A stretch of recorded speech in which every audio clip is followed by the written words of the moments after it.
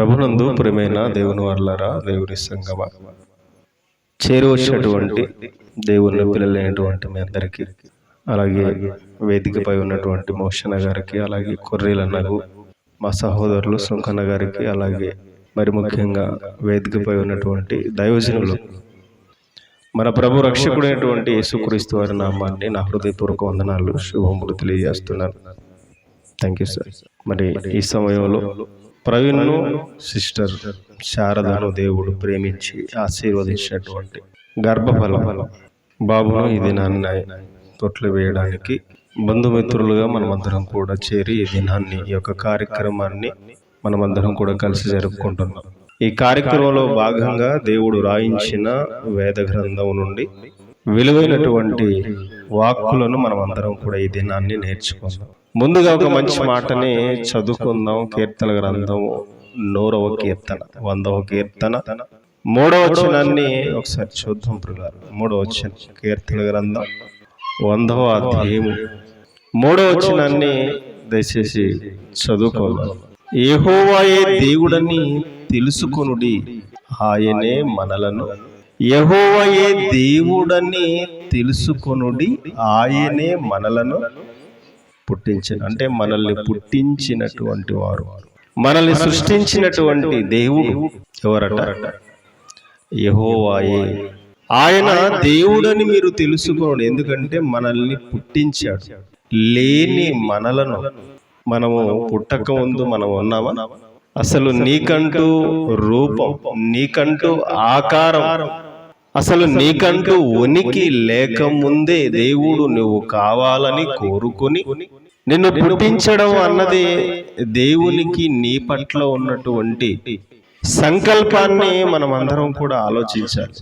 యెహోవాయే దేవుడని తెలుసుకొని ఆయనే మనలను పుట్టించెను. ఆయన పుట్టించాడు. ఎందుకు పుట్టించాడు? దేని కొరకు పుట్టించాడు? ఈరోజు మనుషులందరినీ కూడా దేవుడు ఎందుకు పుట్టిస్తున్నాడు?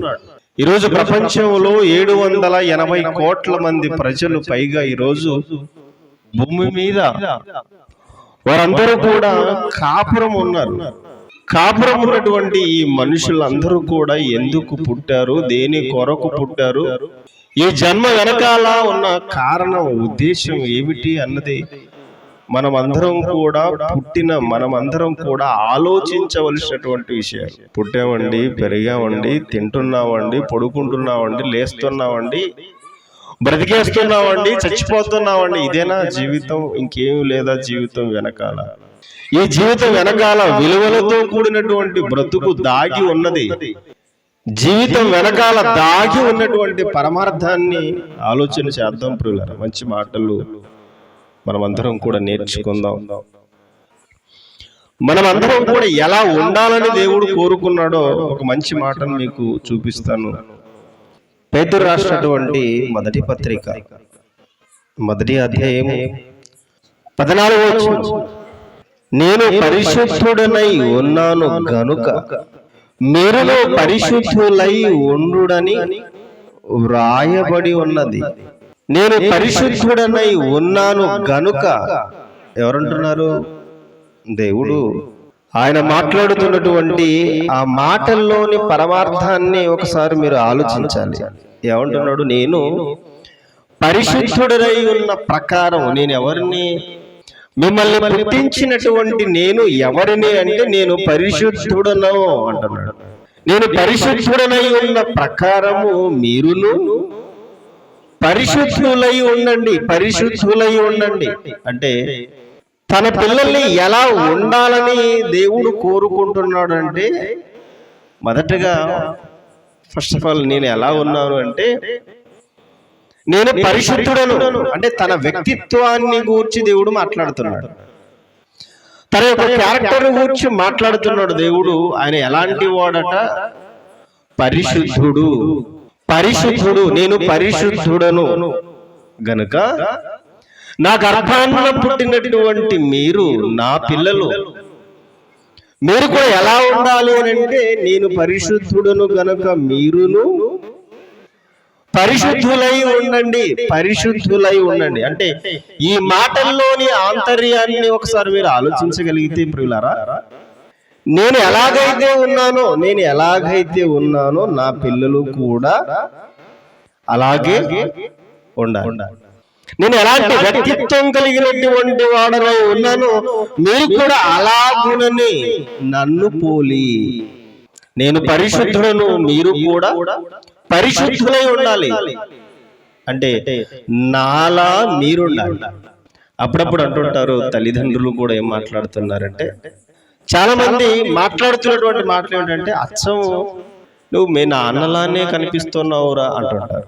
మీ నాన్నలానే మాట్లాడుతున్నావు, మీ నాన్నలాగానే ప్రవర్తిస్తున్నావు అని మాట్లాడుతుంటారు బిడ్డల్ని చూసి. చాలా మంది నిన్ను చూస్తుంటే మీ నాన్నను చూసినట్టుగా ఉంది, నువ్వు మాట్లాడుతుంటే మీ నాన్నే మాట్లాడుతున్నట్టుగా ఉంది, అసలు మొత్తం నిన్ను చూస్తుంటే అసలు అంత నువ్వు మీ నాన్నే మీ అమ్మే అని మనము పోలికలు రూపంలో చూసి చెబుతూ ఉంటాం. కానీ దేవుడు క్యారెక్టర్ విషయంలో చెబుతున్నాడు. నేను పరిశుద్ధుడను, మీరు కూడా పరిశుద్ధులై ఉండాలి. ఏమండి, తండ్రి ఉన్నట్టుగా పిల్లలు ఉండాలని కోరుకోవడం అది తప్పవుతుందా? తప్పేం కాదు. నేను ఉన్నట్టుగానే నా పిల్లలు కూడా ఉండాలి అని దేవుడు కోరుకున్నాడు. ఈ సమాజంలో కూడా కొన్ని విషయాలు మీకు చెప్తాను. ఏమండి, సపోజ్ ఈరోజు లోకాన్ని మీరు చూడగలిగినట్లయితే ఒక హీరో ఏమని తన బిడ్డల విషయంలో ఏమని ఆలోచిస్తాడో తెలుసా? ఒక హీరో, నేను హీరోను గనుక నా కుమారుడు కూడా హీరోనే కావాలని కోరుకుంటాడు. ఎగ్జాంపుల్ చెప్పాలంటే చిరంజీవి, ఆయన కుమారుడు ఏమయ్యాడు? ఆయన కుమారుడు కూడా హీరో. అలా మనం ఎంతో మందిని గురించి అలా మాట్లాడగలం సినిమా ఇండస్ట్రీలో నుంచి.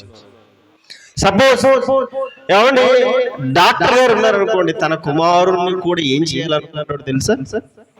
డాక్టర్ గారిని చేయాలనుకుంటాడు. ఇప్పుడు ఇంతకు ముందు మన మాజీ ఎమ్మెల్యే గారు అబ్రహాం గారు డాక్టర్ గారు. ఆయన కుమారుణ్ణి కూడా ఏం చేశాడు తెలుసా? డాక్టర్ని చేశాడు. ఒక లాయర్ తన కుమారుణ్ణి లాయర్ గానే చూడాలనుకుంటాడు. ఒక అధికారి తన కుమారుణ్ణి అధికారినిగానే చూడాలనుకుంటాడు. వారు ఏవైతే ప్రొఫెషన్ లో ఉన్నారో తన పిల్లల్ని కూడా అలాగే వారు ఉన్నట్టుగానే నా పిల్లలు కూడా ఉండాలని వారి ప్రొఫెషన్ విషయంలో తండ్రులు ఏ విధంగా అయితే ఉన్నారో బిడ్డలు కూడా అలాగుననే ఉండాలని ప్రతి తండ్రి ప్రతి తల్లి కోరుకుంటారు. మేము ఉన్నట్టుగా మా పిల్లలు ఉండాలి. ఈరోజు దేవుడు కూడా అనుకున్నాడు, నేను పరిశుద్ధులను కనుక మీరు కూడా పరిశుద్ధులై ఉండాలి. అంటే తనలా మనం ఉండాలి అన్నది దేవుడు కోరుకుంటాడు. అందుకే నేను పెట్టాను, తండ్రులు ఎట్టివారో బిడ్డలు అట్టివారేనా. ఒకసారి మీరు ఆలోచించండి. మరొక మంచి మాటను మీకు తెలియజేస్తాను. లూకాసు వార్త మొదటి అధ్యాయము 66వ వచనం. లూకాసు వార్త మొదటి అధ్యాయము 66వ వచనాన్ని మీరు చూడగలిగితే ఇక్కడ సందర్భం, జకర్యా ఎలిజబెతులకు బిడ్డ పుట్టాడు. ఆయన ఎవరు? యోహాను గారు. యోహాను గారికి పేరు పెట్టేటువంటి కార్యక్రమంలో వచ్చినటువంటి బంధువులందరూ కూడా మాట్లాడుతున్నారు. వృద్ధాప్యములో యోహాను గారు జకర్యా ఎలిజబెతులకు వారి వృద్ధాప్యంలో పుట్టినటువంటి కుమారుడు ఎవరు? యోహాను గారు. అంటే వృద్ధాప్యంలో పుట్టాడు. పైగా దేవుడు మందిరంలో దర్శనంలో మాట్లాడారు జకర్యాతో. అప్పుడు దేవుడు చెప్పినటువంటి మాటలకు ఏమండి ఆయన మౌనుడై మాటలు రానటువంటి వాడై బయటకు వచ్చేస్తాడు. అలా వచ్చినటువంటి బంధువులు ఆ తల్లిని, ఆ యోహాను గారి తండ్రిని చూసి వీడు ఎలాంటి వాడవుతాడు? 66 వచనంలో అదే చెప్తున్నారు. ఏమంటున్నాడు? ప్రభు తనకు సమస్తమునకు తోడై ఉండెను గనుక ఆ సంగతుల గురించి వచ్చినటువంటి వారందరూ కూడా వారి పరిస్థితిని గురించి విన్నటువంటి వారందరూ జనులు ఈ బిడ్డ ఎలాంటి వాడవుతాడో అని వాళ్ళు అనుకుంటున్నారు. ఈ బిడ్డ ఎలాంటి వాడవుతాడు? ఈ బిడ్డ ఎలాంటి వాడవుతాడో వచ్చినటువంటి వారు ఎదుట ఉన్నటువంటి వారి విషయంలో ఆలోచన చేస్తున్నారు. కానీ ఆ జనులే నిజంగా దేవుడు మాకు కూడా బిడ్డల్ని ఇచ్చాడు, ఈ బిడ్డలు ఎలాంటి వారు అవుతారు, మా బిడ్డలు, మాకు పుట్టినటువంటి బిడ్డలు వీడు పెరిగి పెద్దవాడైన తర్వాత వీడు ఎలాంటి వాడు అవుతాడో అని ఆలోచించడం లేదు. కానీ జకరియా ఎలిజబెతులకు పుట్టినటువంటి యోహాను గారిని చిన్నతనంలో చూసి ఆ ఫంక్షన్ కు వచ్చేటువంటి వారు అంటున్నారు, వీడు ఎలాంటి వాడు అవుతాడో, వీడు పెరిగి పెద్ద అయిన తర్వాత ఏమవుతాడు. పిల్లల విషయంలో ఆలోచించవలసినటువంటి అవసరత ప్రతి తల్లికి ప్రతి తండ్రికి ఉంటుంది. భవిష్యత్తును గురించి ఆలోచించాలి. కానీ ఈరోజు ప్రతి తల్లి ప్రతి తండ్రి ఆలోచించేటువంటి విధానాన్ని ఇప్పుడు మనం చూడగలిగితే, పిల్లారా, మా పిల్లలు గొప్పవారు కావాలి. ఇక్కడ లోకంలో గొప్పవారు కావాలని చూస్తున్నారు. ఈరోజు లోకంలో గొప్పవారిని చెయ్యాలని ఆలోచన చేస్తున్నారు తప్ప దేవునిలో గొప్పవారినిగా మా పిల్లల్ని చూడాలని ఏ తండ్రి ఆలోచించడం లేదు. పిల్లలు ఆలోచించడం లేదు. దేవునిలో ఉంటే సమస్తమందు కూడా గొప్పవాడు కాగలడు అనేటువంటి విషయాన్ని ఈరోజు తెలుసుకోవడం లేదు. దేవుడు అంటే సమస్తం నా వెంట వస్తుంది ఉంటుంది అనేటువంటి ఆలోచన ధోరణిలో లేరు ఈరోజు. దేవుడు తర్వాత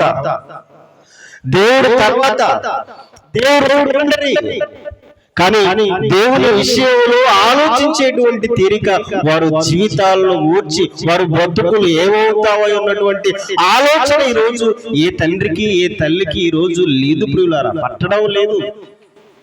దేవుడు నీ గర్భాన్ని ఒక పండంటి బాబును లేకపోతే కూతుర్ని దేవుడు నీకు ప్రసాదించాడు కదా, ఎందుకు ఇచ్చాడు నాకు ఈ బిడ్డను? దేవుడు ఎందుకు ఇచ్చాడు నాకు ఈ గర్భఫలాన్ని? నేను తీసుకొని ఏం చేయాలి? దేవుడు నా గర్భమంతా ఎందుకు పండించాడు? ఒక దుర్మార్గుడు కావడానికి కాదు, ఒక వ్యభిచారి కావడానికి కాదు, ఒక హంతకుడు కావడానికి కాదు.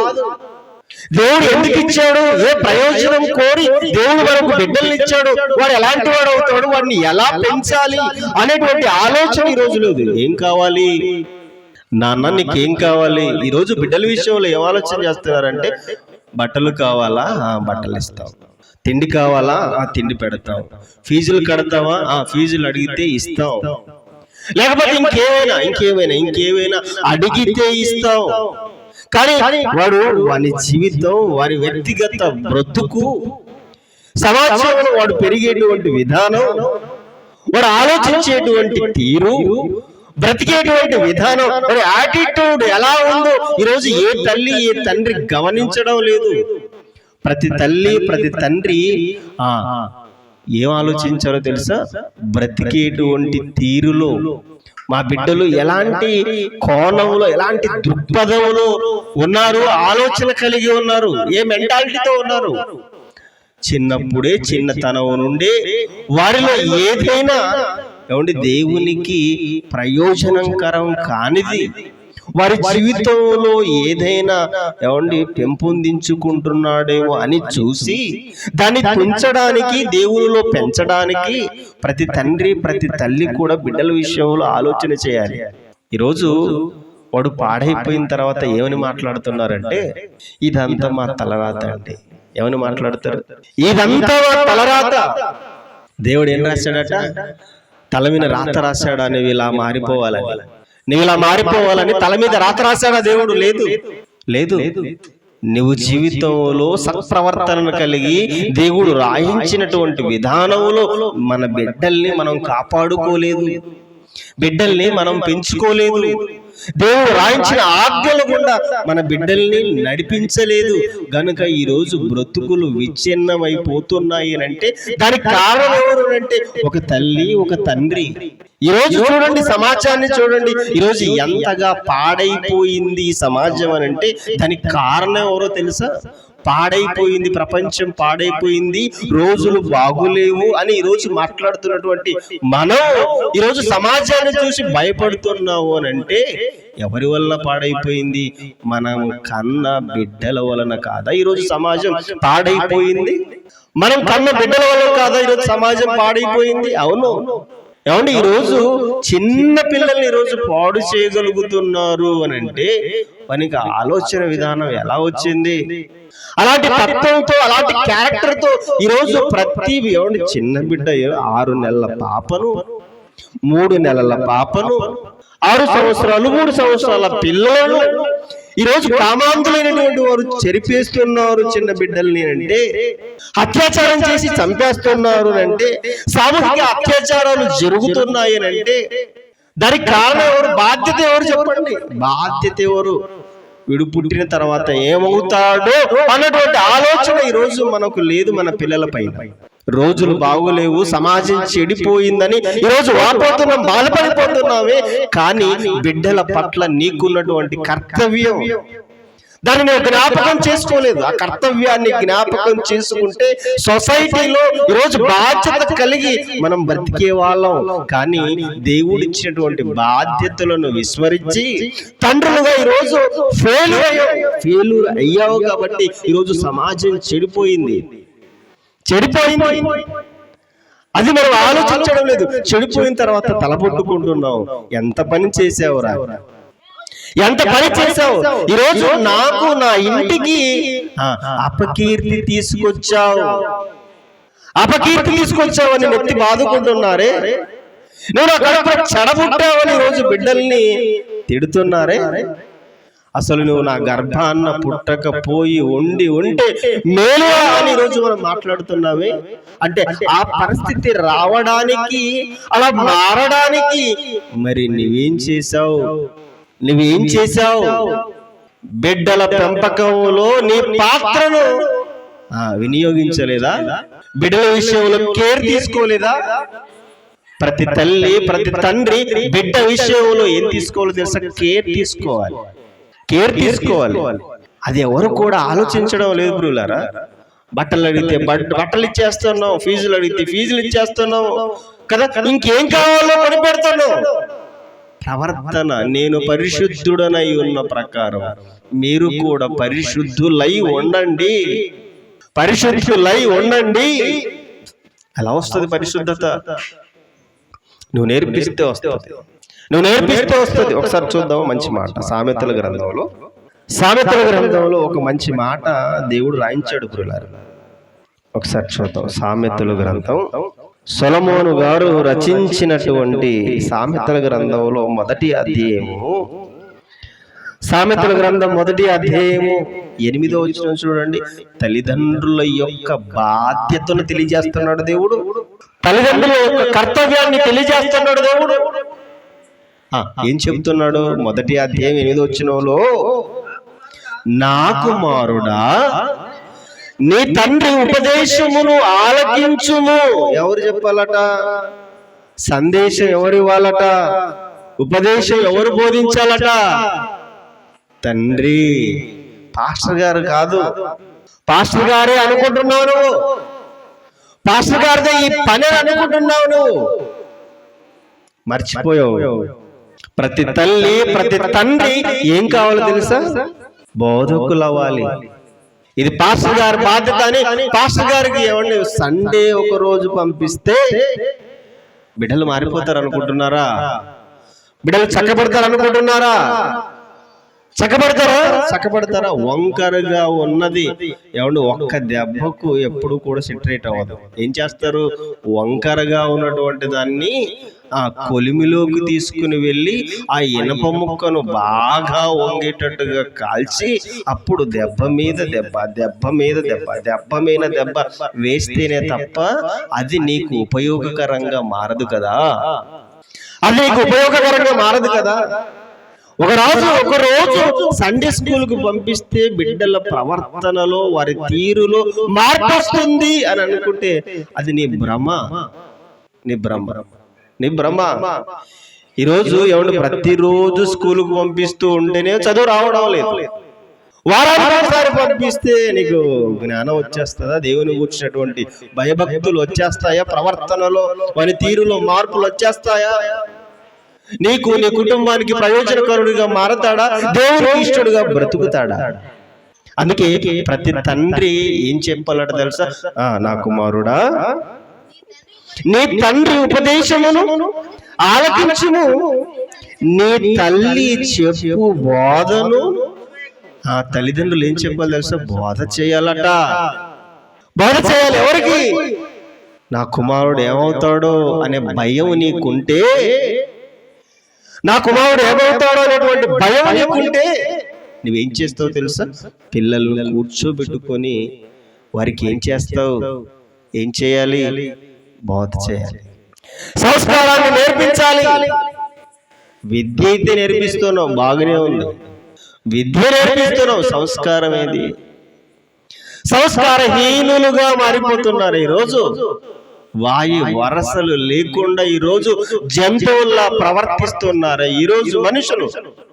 ఏదండి సమాజంలో సత్ప్రవర్తన తీసుకొచ్చేటువంటి తల్లి ఏది? తన బిడ్డలు దేవుని మార్గంలో పెంచగలిగేటువంటి తండ్రి ఏడి? మొదటి గురువులు ఎవరు కావాలో తెలుసా? బైబిల్ ఏం చెప్పింది తెలుసా? మొదటి గురువులు ఎవరో తెలుసా? తల్లి, తండ్రి. పిల్లల హృదయం ఎలాంటిదట తెలుసా? పిల్లల హృదయం ఎలాంటిదట తెలుసా? ఏమీ రాయబడని నల్లని బల్ల అన్నారు. తెల్లని కాగితం.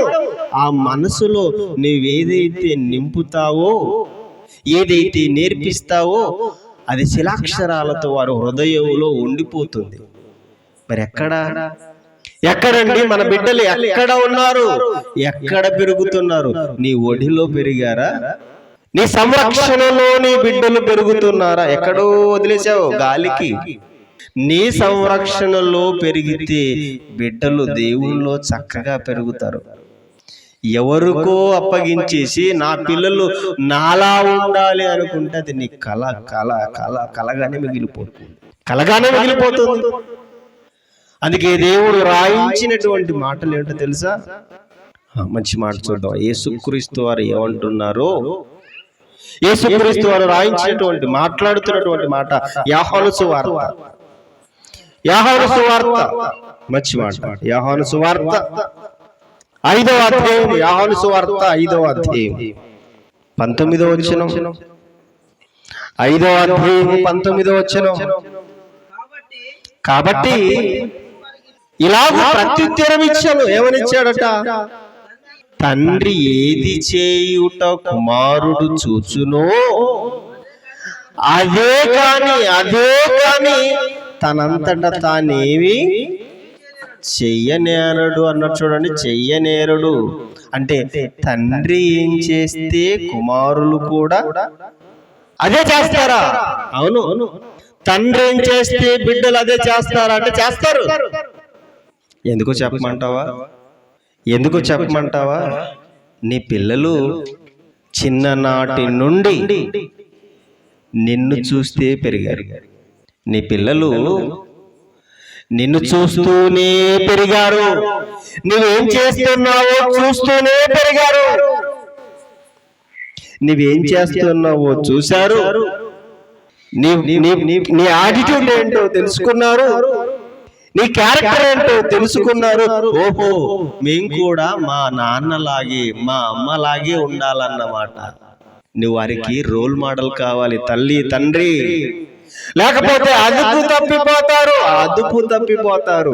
నీ పిల్లలకు నువ్వు మార్గదర్శిగా ఉండాలి. నువ్వు ఎలా చేస్తే అలా చేస్తారు. ఏమండి, తోలు బొమ్మలాట స్క్రీన్ వెనకాల ఒక ఆయన ఉండి ఆడిస్తుంటాడు. అది ఎలా ఎగిరిస్తే అలా ఎగురుతుంది, ఎలా డాన్స్ వేస్తే అలా డాన్స్ వేస్తుంది, ఎలా చేతులు పాలో ఊపిస్తుంటాడు, ఎలా కాళ్ళు ఆడించాలో ఆడిస్తుంటాడు. అంటే ఆయన ఆడించినట్టుగా బొమ్మలు ఆడతాయి. నువ్వు బ్రతికినట్టుగానే నీ పిల్లలు బ్రతుకుతారు. ఏమండి, చాలా మంది ఏమనుకుంటారంటే నేను చెడిపోయానండి, నా బ్రతుకు పాడైపోయిందండి, కానీ నా పిల్లలైనా బాగుండాలి అని అనుకుంటారు. చాలా గొప్ప వేదాంతం. నేను ఎలాగో చెడిపోయాను, నా పిల్లలైనా బాగుండాలి అనుకుంటారు. అది సాధ్యపడదు తండ్రి, అది వల్లపడదు. నీవున్నట్టుగానే నీ పిల్లల యొక్క ఆలోచన విధానం మారిపోతుంది. నీవున్నట్టుగానే నీ పిల్లలు ఉంటారు. నువ్వేం చేస్తే అదే చేస్తారు. అది మధ్యలో నుంచి రావాలంటే రాదు. చూడండి, చిన్న పిల్లలు ఏం చేస్తుంటారు, తల్లి అంట్లు తోముతుంటే ఆ కూతురు కూడా వచ్చి ఏం చేస్తుంటది, గిన్నె తోముతుంది. అమ్మ చీపురు పట్టు ఊడుస్తూ ఉంటే అప్పుడు చిన్న ఆ కూతురు కూడా ఇంకో చిన్న పొరక తీసుకొని తల్లితో పాటు అలా ఊడుస్తూ ఉంటుంది. తల్లి బట్టలు ఉతుకుతుంది అనుకోండి, ఆ కూతురు కూడా వచ్చి ఏం చేస్తుంది, అమ్మతో పాటు ఏమంటే ఆమె కూడా ఏదో చేస్తాను. అంటే నీవేం చేస్తే నీ పిల్లలు అదే చేస్తారా? అవును, అదే చెప్తున్నాను. నిన్ను చూస్తూనే నీ పిల్లలు పెరుగుతుంటారు. జాగ్రత్త. అదుపు తప్పిందా నీ జీవితంలో, నీ బిడ్డల యొక్క జీవితాలు కూడా అదుపు తప్పిపోతాయి. అదుపు తప్పిపోతాయి. నువ్వు మాట్లాడేటువంటి తీరు, నువ్వు బ్రతికేటువంటి విధానం నీ బిడ్డలు గమనిస్తూనే ఉన్నారు, గమనిస్తూనే ఉంటారు. తాగి వస్తుంటాడు తండ్రి, మా అన్నరా అని చెప్తుంటాడు, మా డాడీ మంచిది కాదు అని చెప్తుంటాడు. అప్పుడు తర్వాత కొన్ని సంవత్సరాల తర్వాత వీడు తాగొస్తాడు. అప్పుడేం చేస్తాడు, నాన్న నొత్తినోరు కొట్టుకుంటాడు, వరే నువ్వు మానేసేరా. అప్పుడు నువ్వు మానలేదు, ఇప్పుడు వీడు మాట్లాడు. ఇంకో మాట చెప్పమంటావా? ఒక సామెత చెప్పమంటావా? ఆవు చేల్లో మేస్తే దూడ గట్టున మేస్తుందా? చెప్పండి. ఆవు చేల్లో మేస్తే దూడ గట్టున మేస్తుందా? ఆవు ఎక్కడ మేస్తే దూడ కూడా అక్కడే మేస్తుంది, అక్కడే మేస్తుంది. ఈరోజు బిడ్డలు పుట్టగానే చంకలు గుద్దుకుంటున్నారు ఆనందంతో. చెబుతున్నాను, మీ భవిష్యత్తు మీ పిల్లలపై ఆధారపడి ఉంటుంది. మీ బ్రతుకు, మీ భవిష్యత్తు మీ తల్లి బిడ్డలపై ఆధారపడి ఉంటుంది. ఒక పద్యం చెప్పమంటారా? ఏమండి, సుమతి శతకంలో మనం చిన్నప్పుడు ఏమంటే ఒక పద్యం చదువుకుందాం. పుత్రోత్సాహమట తండ్రికి పుట్టినప్పుడు కలగదట. ఏమంటే చాలా మంది నాకు కొడుకు పుట్టాడు, లేకపోతే నాకు కూతురు పుట్టింది అని ఎగురు గంతలేస్తుంటారు, ఆనందపడుతుంటారు. అప్పుడు కాదు నువ్వు సంతోషపడవలసింది. పుత్రోత్సాహము తండ్రికి పుత్రుడు జన్మించినప్పుడు పుట్టదు, జనులు ఆ పుత్రుని కనుగొని వీడు గొప్పవాడని పొగిడినప్పుడట అప్పుడు కలుగుతుందట తండ్రికి సంతోషం. సంతోషం తండ్రికి ఎప్పుడు కలుగుతుందట? నేను పుట్టినప్పుడు కాదు, నిన్ను కనుగొని జనులు నిన్ను పొగుడుతుంటే నువ్వు గొప్ప పని చేసినప్పుడు అప్పుడు ఏమంటావు, వీడు నా కొడుకు అంటావు. నీకు సంతోషం ఎప్పుడు తెలుసా? పుట్టినప్పుడు కాదు. పుట్టినప్పుడు కాదు, వాడు పెరిగి పెద్దయి వాడు ఏమవుతాడో అది నీకు తెలియదు, వాడు ఏమైపోతాడో నీకు తెలియదు. గొప్పవాడైనప్పుడు అప్పుడు కదా ఆనందించవలసింది. యేసుక్రీస్తు వారిని జనులు ఏమని పొగిడారో తెలుసా? ఏమన్నారో తెలుసా? నువ్వు ఏ తల్లికి పుట్టావో, నిన్ను మోసిన గర్భము, నువ్వు కొడిచిన స్తన్యములు ధన్యములై ఉన్నాయని కేకలు వేసి చెప్పారట యేసుక్రీస్తు వారు.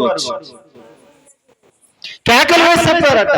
నువ్వు ఏ గర్భాన్న నువ్వు పడ్డావో, ఏ గర్భం నిన్ను మోసిందో, ఏ తల్లి పాలు తాగి పెరిగావో ఆ తల్లి గర్భం ధన్యము.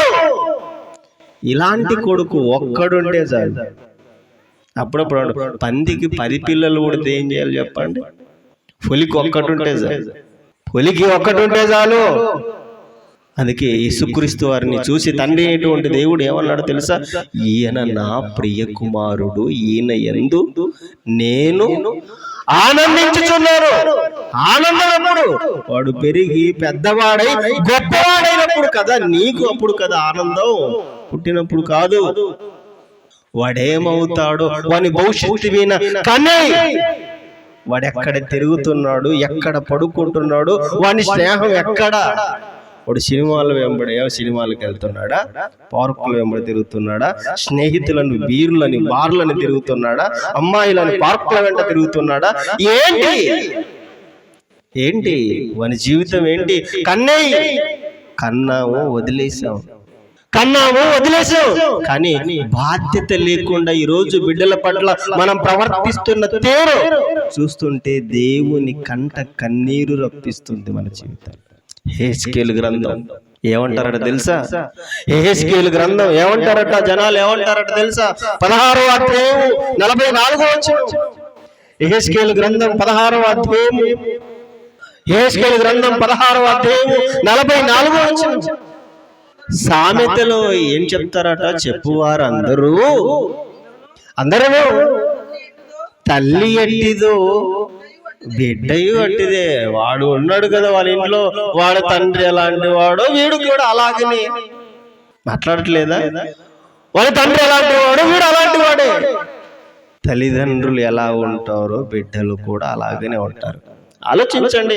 నేను ఒక మాట చెప్తుంటానండి, ఎవరి ఇంటికైనా మీరు వెళ్ళి సంబంధాన్ని తెచ్చుకోవాలి అంటే మా సంఘంలో చెప్తుంటాను, మీరు ఎవరినైనా ఇంటికి తెచ్చుకోవాలని మీరు అనుకుంటే నేనేం చెప్తానంటే, మీరు ఎవరినైనా వివాహం చేసుకోవాలనుకుంటే ఇంటికి తెచ్చుకోవాలి, కోడలు గాను ఇంకెవరిని అల్లును గాను మీరు తెచ్చుకోవాలి అని అంటే నేను ఏం చెప్తానంటే, వారిని చూడకండి, వారి తల్లిదండ్రులను చూడండి. వారిని కాదు, వారి తల్లిదండ్రులను చూడండి. ఎందుకంటే తల్లిదండ్రులు ఎట్టివారు, బిడ్డలు కూడా అట్టివారే. అందుకే పెద్దలు అన్నారట, అటు 7 తరాలు ఇటు 7 తరాలు చూడాలి. ఏ అవసరం లేదు, తల్లిదండ్రులను చూస్తే పిల్లలు అర్థమైపోతారు. తల్లిదండ్రులు ఎలా ఉంటారో బిడ్డలు కూడా అలానే ఉంటారు. ఆలోచించండి ప్రియులారా, నీవు నీ బిడ్డల్ని కాపాడుకోవాల్సినటువంటి బాధ్యత దేవుడు నీకు పెట్టాడు తల్లి. అందుకే గర్భాన్ని పండించి నీ చేతికి, నీ ఒడిలో పండంటి బాబును బిడ్డనిచ్చాడు అని అంటే ఎందుకు ఇచ్చాడు? నేను రాశాను కదా నాయనా, నేను రాశాను కదా ఆజ్ఞలు, ఆ శిలాక్షరాలను మీ బిడ్డల జీవితాల్లో మీరు నింపాలి. అది నీకు ఇచ్చేటువంటి పని నేను. అందుకే ప్రతి తండ్రి, ప్రతి తల్లి కూడా ఉపదేశకులుగా మారాలి. దేవునికి మనం ఒక మంచి బిడ్డను, ఒక హన్న తన కుమారుణ్ణి ఇచ్చినట్టుగా, హన్న ఏం చేసింది? సమూయేలుని ఇచ్చేసిందా? దేవునికి ఇచ్చేసిందా? నీవు ఇచ్చావయ్యా నాకు గర్భఫలం, నా అవమానాన్ని తీసేసావు, నన్ను గొడ్రాలను సమాజం అందించింది, కానీ నా గర్భాన్ని పండించి నువ్వు బిడ్డని ఇచ్చావు గనుక కృతజ్ఞతగా నేను ఏం చేస్తున్నానంటే, నువ్వు నాకు ఇచ్చినటువంటి బిడ్డని నేను నీకు ఇచ్చేస్తాను అని దేవాలయంలోనూ పాలు విడవగానే వదిలేసిందట, దేవునికి ఇచ్చేసేదట. దేవునిలో పెంచాలి. అలా పెరిగినటువంటి ఆ సమూయేలు గొప్ప ప్రవక్తగా, న్యాయాధిపతిగా, యాజకుడుగా మారిపోయాడండి ఆయన. కానీ ఆయన గర్భాన్న పుట్టినటువంటి పిల్లలు ఆయనలా బ్రతకలేకపోయారండి. ఆ మాట చూసుకొని ముగించేద్దాం. సమూయేలు మొదటి గ్రంథంలో ముగించేద్దాం. సమూయేలు మొదటి గ్రంథం 8వ అధ్యాయం. సమూయేలు 8వ అధ్యాయం, మొదటి గ్రంథము 8వ అధ్యాయము 3వ వచనం. సమూయేలుకి 2 బిడ్డలండి. సమూయేలు వృద్ధుడైపోయాడండి. 2 మగపిల్లలట. ఆ 2 మగపిల్లలు ఎలా ఉన్నారో చూడండి. 3వ వచనం చూడండి. 3వ వచనం మొదటి సమూయేలు గ్రంథం 8వ అధ్యాయము 3వ వచనం తీశారా? వీరు బెయేర్షెబాలో ఎక్కడున్నారట? న్యాయాధిపతులుగా ఉండి అతని కుమారులు అతని ప్రవర్తనను అనుసరింపక, అంటే తల్లి తండ్రి ప్రవర్తనను పిల్లలు ఏం చేస్తారు? అనుసరించాలి. కానీ వీరు అనుసరించలేదట. ఎవరు? సమూయేలు పిల్లలు. తండ్రి ఎలా ఉన్నాడు, బిడ్డలు అలాగూ కాలేకపోయారు, అనుసరించలేదట. మా వాడు గొప్పవాడు కావాలండి, మా వాడు డాక్టర్ కావాలండి, మా వాడు మంచి ఐఏఎస్ అధికారి కావాలండి, మా వాడు ఇది కావాలండి, ఇది కావాలండి, ఇలా ఉండాలండి, అలా ఉండాలని మీరు అనుకుంటున్నారే. అలా చేస్తే అవుతారు, అనుకుంటే ఎవరు? అనుకుంటే ఏం ప్రయోజనం చెప్పండి? చేస్తే అవుతారు, అనుకుంటే ఏమవుతారు? అనుకుంటే ఎవరు? ఎవరి ప్రవర్తన అనుసరించలేదట? చదవండి. అతని కుమారులు అతని ప్రవర్తనను అనుసరింపక ధనాపేక్షకులు. ఎవరు? న్యాయాధిపతులు, న్యాయాన్ని బోధించేటువంటి బోధకులు ఏం చేశారట? ధనాపేక్షకులుగా మారిపోయారు. అలా ఉండకూడదే దేవుని కుమారుడు, అలా ఉండకూడదే దేవుని సేవకుడు. అలా బిలాము ఏం చేశాడట? ప్రవక్త ఏం చేశాడు? రాజుగారు ఇచ్చేటువంటి, మోయాబు రాజు ఇచ్చేటువంటి ధనాన్ని ఆశించాడు, ఇశ్రాయేలును శపించడానికి వెళ్ళాడు. కానీ దేవుడు ఆయన్నే శపించేసినటువంటి చరిత్ర మనకందరికి కూడా తెలుసు. చదవండి. ధనాపేక్షకులై లంచములు పుచ్చుకొని న్యాయములు తిప్పివేయగా ఇశ్రాయేలు పెద్దలందరూ కూడి రామాలో సమూయేలు యొద్దకు వచ్చి, పెద్ద మనిషి దగ్గరికి వెళ్ళండి. ఆ రామాలో ఉన్నటువంటి పెద్దలందరూ కూడా సమూయేలు దగ్గరికి వచ్చి వారు తీరుస్తున్నటువంటి న్యాయ విధులను చూసి వారు హృదయంలో నొచ్చుకుని, న్యాయాన్ని బట్టి వీరు మమ్మల్ని పరిపాలించలేదు, న్యాయాన్ని బట్టి మాకు న్యాయం తీర్చడం లేదు అని వీళ్ళు లంచాలు తీసుకుని న్యాయాన్ని అన్యాయంగా మారుస్తున్నారు అని ఆ ఇశ్రాయేలులో ఉన్నటువంటి భాషలో ఉన్నటువంటి పెద్దలందరూ కూడా సమూయేలు దగ్గరికి వచ్చి మాట్లాడుతున్నటువంటి మాట ఏమిటంటే, చిత్తగించుము, నీ వృద్ధుడము, నీ కుమారులు నీ ప్రవర్తన వంటి ప్రవర్తన గలవారు కారు గనుక సకల జనుల మర్యాద చొప్పున మాకు ఒక రాజును నియమించి. అంటే రాజు యొక్క పరిపాలన ఇశ్రాయేలుల కాలంలో ఇశ్రాయేలులకు వచ్చింది అని అంటే అది ఎవరి యొద్ద నుండి అని అంటే వీళ్ళు చేసినటువంటి తప్పుడు పని వలన ఇశ్రాయేలులో రాజరికపు వ్యవస్థ వచ్చింది అని అంటే వీరు అన్యాయంగా బ్రతికినందుకు, సమూయేలులా బ్రతకనందుకు. ఏమంటే ఒక సేవకుడు తన పిల్లల్ని సేవకుడుగా చూడలేకపోతున్నాడు. అదండి దురదృష్టకరం. ఈరోజు ఒక సేవకుడు తన బిడ్డల్ని సేవకుడు చేయలేకపోతున్నాడు. నువ్వు చేసేటువంటి పని అంత నీచమైనదా, అంత పనికిరాని పని అనుకుంటున్నావా? ఈ ప్రపంచంలో అన్నిటికంటే గొప్పదైన పని ఏదైతే ఉందో అది దేవుని పరిచర్య, దేవుని సేవ తప్ప ఈ ప్రపంచంలో ఏది కూడా పెద్ద పని కాదు, పెద్ద పని కాదు. అందుకే ఒక సేవకుడు తన కుమారుని సేవకుడుగా చూడలేకపోతున్నాడు. ఇది మనం సిగ్గుతో తలదించుకోవాల్సినటువంటి పని. కానీ సమూయేలులా తన పిల్లలు ప్రవర్తించినందుకు ఆ ఇశ్రాయేలులందరూ కూడా వచ్చి, మీరొద్దు, మీ పరిపాలన వద్దు, దేవుడు ఇచ్చేటువంటి న్యాయ విధులను బట్టి మమ్మల్ని ఏలలేకపోతున్నారు, పరిపాలించలేకపోతున్నారు, మీరొద్దు, మీ న్యాయ విధులొద్దు, మాకు సకల జనులకు ఎలాగైతే రాజు నుండి ప్రజల్ని పరిపాలిస్తున్నారో మమ్మల్ని కూడా అలాగుండే ప్రజలు పరిపాలించాలని న్యాయాధిపతులను ఆనాటి కాలం వీరి ప్రవర్తనను బట్టి వద్దనుకుంది. అప్పటి నుండి రాజరికపు వ్యవస్థ ప్రారంభమైంది. దానికి కారణం సమూయేలు పిల్లలు చేసినటువంటి తప్పు. కాబట్టి ప్రభునందు ప్రేమైన దేవుని వారలారా, చిన్ననాటి నుండి ఉగ్గుపాలతో మన పిల్లలకు బోధించవలసినటువంటి నీతి యుక్తులు, నీతి విధులు బైబిల్లో దాచి దేవుడు నిక్షిప్తం చేశాడు మనందరి కొరకు. వాక్కులను బట్టి ఎవరైతే పెంచగలరో, ఏ తండ్రి అయితే, ఏ తల్లి అయితే పెంచగలదో వారండి నిజమైనటువంటి ఆదర్శ దంపతులు దేవునికి.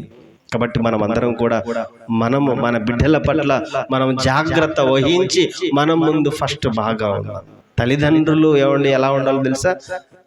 ఒక జకరియా, ఎలిజబెత్లు ఎలా ఉన్నారంటే తెలుసా? వారిద్దరూ కూడా నీతి న్యాయమును అనుసరించారు. లూకా సువార్త 1వ అధ్యాయం 5వ వచనంలో చెప్తారండి ఎవరు జకరియా, ఎలిజబెత్లు ఎలా ఉన్నారు, వారు ఎలా ఉన్నారో వాళ్ళు చెప్తారండి, అక్కడ చెప్తారండి. కాబట్టి మనం కూడా దేవుడు చెప్పినట్టుగా, దేవుడు రాయించినటువంటి విధంగా మన బిడ్డల్ని మనం చూడగలిగితే, పెంచగలిగితే దేవునికి మనం గర్భఫలాలను, దేవుడు ఇచ్చేటువంటి గర్భఫలాలను, ఆయన ఇచ్చేటువంటి ఆ బహుమానాన్ని మళ్ళీ తిరిగి తండ్రి నువ్వు నాకు ఇచ్చావు, నువ్వు చెప్పినట్టుగా పెంచాను, ఇదిగో నీకు ఇస్తున్నాను అని మనం సగర్వంగా, ధైర్యంగా మన బిడ్డల్ని దేవునికి అందించగలం. ప్రియులారా, ఈ సమాజాన్ని సంస్కరించగలం, ఈ సమాజాన్ని సరిదిద్దగలం, ఈ సమాజాన్ని కాపాడుకోగలము, ఈ సమాజాన్ని సమర్గం వైపు నడిపించగలము. ఆ బాధ్యత తల్లిదండ్రులకు ఇచ్చాడు. అలా పెంచమని బిడ్డల్ని మీకు ఇచ్చాడు. నేను చెప్పినటువంటి విధంగా మీరు కూడా మీ బిడ్డల్ని పెంచాలి. నేను పరిశుద్ధుడను కనుక నా పిల్లలు కూడా పరిశుద్ధులై ఉండాలని దేవుడు కోరుకున్నాడు. మనం ఎలా ఉంటే మన పిల్లలు కూడా అలా ఉంటారు. మీరు చెడిపోయారా, మీ పిల్లలు చెడిపోతారు. మీరు భక్తిలో ఉంటారా, మీ పిల్లలు కూడా భక్తిలో ఉంటారు. అలా సమాజాన్ని సంస్కరించేటువంటి బాధ్యత తల్లిదండ్రుల మీద ఆధారపడి ఉంది అని మీరందరూ కూడా గుర్తు చేసుకోవాలి. కాబట్టి దేవుడిచ్చినటువంటి ఈ గర్భఫలం ప్రవీణ్కును అలాగే శారదకి ఇచ్చినటువంటి గర్భఫలాన్ని అలాగూ వారు ఆదర్శ దంపతులుగా ఉంటే వారి గర్భాన్న పుట్టేటువంటి బిడ్డలు కూడా దేవునికి ఫలభరితంగా, దేవుని కొరకు బ్రతికేటువంటి వారిగా ఉండాలని కోరుకుంటూ ప్రార్థన చేసుకున్నాం. తనలో ఉంచండి. సమయం పరిశుద్ధ ప్రేమ గల మా తండ్రి, ఉన్నతమైన శ్రేష్టమైన పవిత్రమైన మీ నామానికి స్తుతి స్తోత్రాలు చెల్లిస్తున్నాం తండ్రి. శ్రావణ అలాగే శారదమ్మను మీరు ప్రేమించారు నాయన. మీ బిడ్డలకు ఇచ్చినటువంటి గర్భఫలాన్ని మీరు ఆశీర్వదించండి, దీవించండి.